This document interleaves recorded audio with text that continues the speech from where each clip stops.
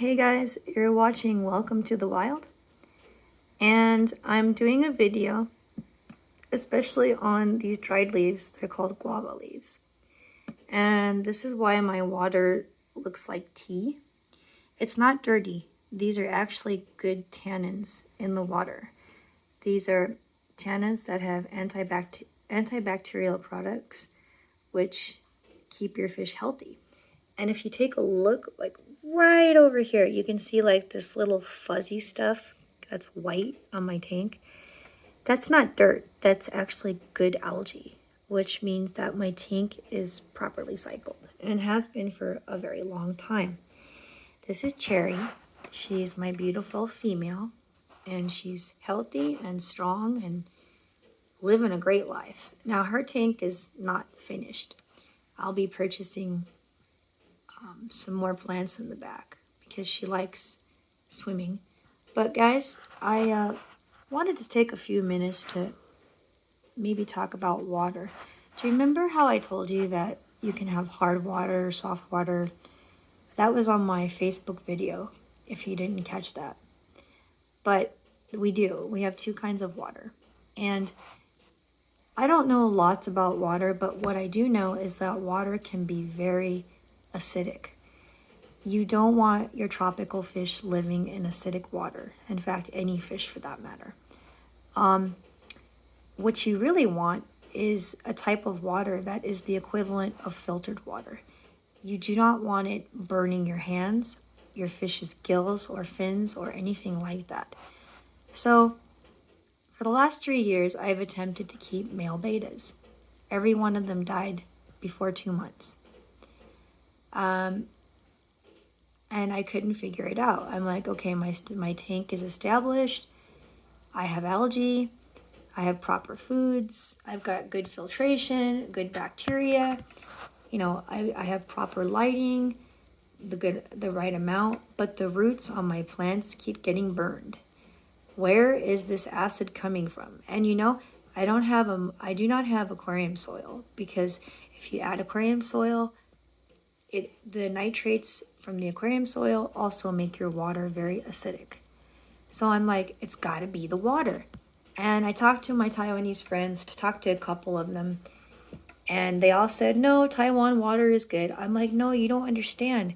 I stick my hands in water, and for after 2 to 3 minutes, they're burning. I said, something is wrong with the water anywhere in Taiwan. So, because all the water is the same, that's what they told me. Excuse my hand. So, I go to this little fish shop on Friday. I happen to find it on Google Map. And I found these dried almond leaves. And I'm like, all right, I put in my dechlorinator. I even put in double the amount, hopefully, hoping it would neutralize the acidic water. Nope. So I thought, okay, fine. Maybe I could put in these 3 large pieces of guava leaf, so at least my beta cannot get burned. I thought, okay, maybe this can help her. I kid you not, after 2 days, I could literally stick my hand in this water for about 3 minutes, 5 minutes, and my hand is not burning. Now, please know that I washed my hands before I even started this. But my point is, whatever is in this leaf, or almond leaves in general, it neutralizes the water. Now, I also have crushed coral in the filter, and that does work. But I think with that and the leaves, it works better. Now, it's a little bit acidic. I can feel it, but not nearly as much as it was before. And besides, the water change is actually coming soon. I actually changed the water on Monday. So actually tomorrow is my weekly water change. But these leaves really do help. It sort of controls the acidicness in the water. But at the same time, it gives your fish and your plants nutrition.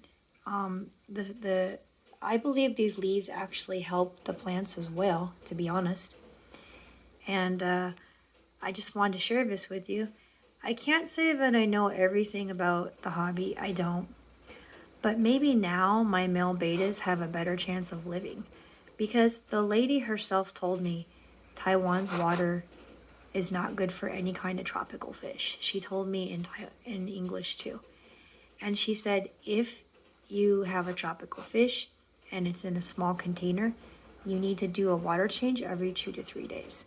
If you've got a larger tank, you can do a water change once a week. Now, for me, large is 5 to 7 gallons. It would actually be like two of these tanks that you see. Two or three of these tanks that you see. So if you're looking at this tank, this little tank is probably 2.5 gallons. And I would do a water change on this maybe twice a week, just because it's so small. But for the one I have, for my red veiltail, it's twice that size. So he gets a once a week water change. But I'm at least happy that now I have a better chance of keeping male betas alive.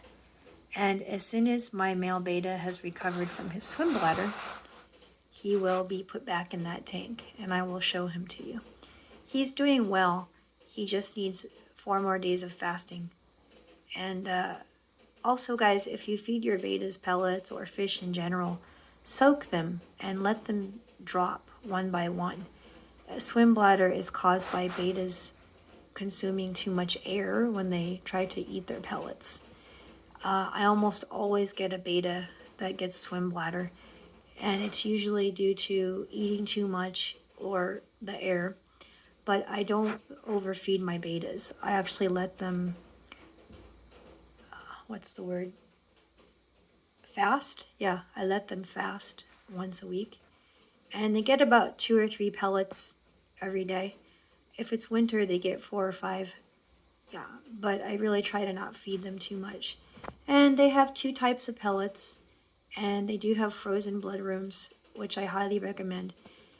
If you've got about 10 tanks, because some of you do, 1 cube is good for 10 tanks, and you just drop the worms in one at a time. It really keeps your tank clean, and you don't have to do as much maintenance. It's really easy to keep a fish tank if you do it the right way. But anyways, I'm starting to get algae. That's good. That means that my tank is established. If you look closer, you can see there's a bit of algae on the leaves.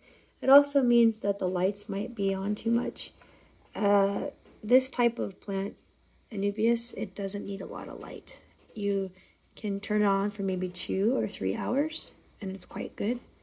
So yeah, this is Cherry, and she's a female, and she's doing fabulously. And as you can see, she really likes her tank. And she's a very happy beta.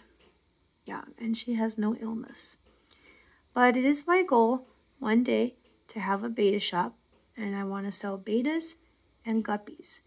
And I want to rescue all the betas that start to not look good because nobody wants to buy them after a while. And I want to sell them when I sell a tank. Each person will get to pick out a free, healthy fish, male or female. And if they don't wind up getting sold as much, well, then they can go to my fish room, which one day I will have. I know how I want to make it and build it, exactly how I want to keep the racks, the tanks, and how many betas I want to have, and actually want to do a beta sorority, but that's a different video. And if you've got a large enough tank, you can actually, and it's heavily planted, you can have males together, but that's also a different video. Anyways, yeah, one day. But guys, I want to encourage you, don't give up in the hobby. Try the almond leaves. Just regularly wash your hands with warm water. Don't use soap. Stick your hand in there and see how it feels. Really, if it burns immediately, you know that something's wrong. And I can tell you with the crushed coral in my filtration and the almond leaves, it really helps. I'm not changing the water every other day, and I don't need filtered water. So please try this and let me know what you think. If you can't find guava leaves, get almond leaves. They probably have the same effect. So blessings to you, and thanks for not giving up on fish, because they need a good home.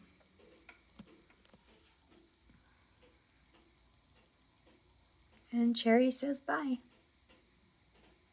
See, she's exploring. Oh, I thought she was going to go explore in the leaves. She usually does that. She's a very curious fish. You know, I'm actually training her to jump. She can jump quite well. And I'm hoping to train her to actually move a ping pong ball. But I haven't worked on that yet, but I will. Once she gets her jumping down, we'll try a ping pong ball.